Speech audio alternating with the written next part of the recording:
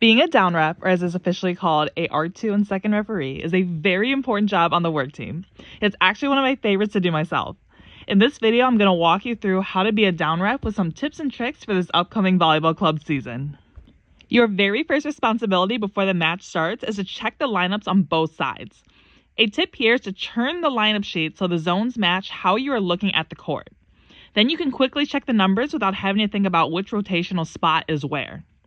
Once you confirm they are in the correct starting lineup, let the libero know they can enter the court, and then signal to the referee who the captain is like this. In the rest of the sets, if the captain is the same, you don't need to do this.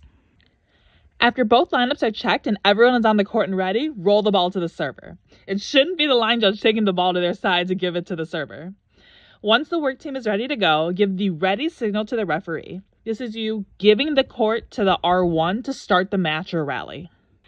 Throughout the match, when a team is serving, you are responsible to be looking at the receiving side, not the serving side. You will be looking to make sure the team is not out of rotation. Here's what that signal looks like if they are. After the serve is contacted, transition to the other side of the net. You always want to be standing on the receiving side. Here's what that transition looks like. Make sure you're not standing behind the pole and being blocked from the referee's vision. Here's an important tip so you never miss a net fault or center line fault again. As one side is hitting, your eyes are on the block. Watch as they jump up. That's the first chance they might touch the net on the way up. Then watch the top of the net when the blockers are at the peak of the block and the hitter is hitting the ball. That's the second chance there could be a net fault. Do not look at the ball. Your job is to stay on the action at the net while the R1 referee is looking at the ball.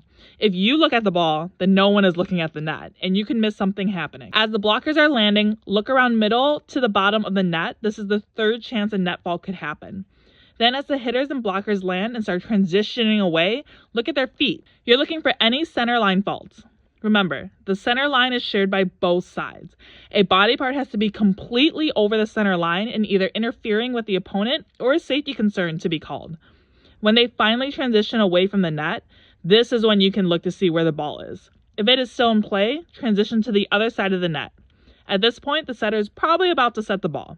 Then just keep repeating throughout the rally. Here's what a net fault signal looks like. You will motion towards the net and then towards which player made the violation, and then mirror the R1 in awarding the point to the other side. And here's what a center line violation signal looks like. You will just point to the center line that there was a violation and then mirror awarding the point to the other side after the R1. It is your responsibility to whistle for subs and timeouts. Between plays, make sure you're glancing over at coaches and benches to anticipate for subs, timeout requests, or any general questions. Have you ever been focusing on one side of the net and weren't paying attention to a coach basically begging for a timeout? So whistle twice, and then here's what this timeout signal looks like. After that, give the referee a signal of how many timeouts each side has used, not how many they have left. If you're unsure, check with the score sheet. After a coach has used 2 timeouts, let that coach know. For subs, you only whistle once the player coming from the bench has entered the substitution zone. Whistle twice, give the sub signal, then tell your scorekeeper the sub and what side. If you have multiple subs at once on both sides, make one side wait while you take care of the subs on one side so your scorekeeper can get them all. Always try to say 20, 13 to make it concise. Ask your scorekeeper to let you know when a team has used 9 subs. At this point, you will be giving a heads up to the coach that they've used those 9 subs. Let them know after each subsequent sub how many subs they've used. 10, 11, 12. Once a team has used all 12 subs, let the R1 know. At the end of a timeout and a substitution, make sure your work table is all ready. Then give the ready signal back to your referee. Keep track of the score throughout the match. When it is set point, verify with your scorekeeper that it is indeed set point. Don't go off of the scoreboard since the score sheet is the official score. Then give this signal on your shoulder to signify to your R1 that it is set point. Here's some other things you should be doing as the R2. You should be mirroring your referee's signal. Your signals will be slightly delayed from theirs, like in this clip. When a serve goes into the net, you only need to mimic the point signal, not the in the net signal.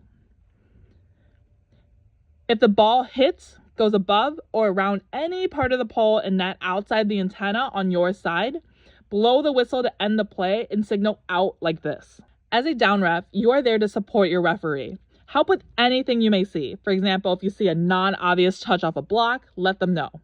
If you see it hit and it definitely did not touch the block and the same team digs it up, give a discreet 4-touch signal on your shoulder like this if it was the 4th player that touched it. If it was the same player, give a discreet 2-touch signal.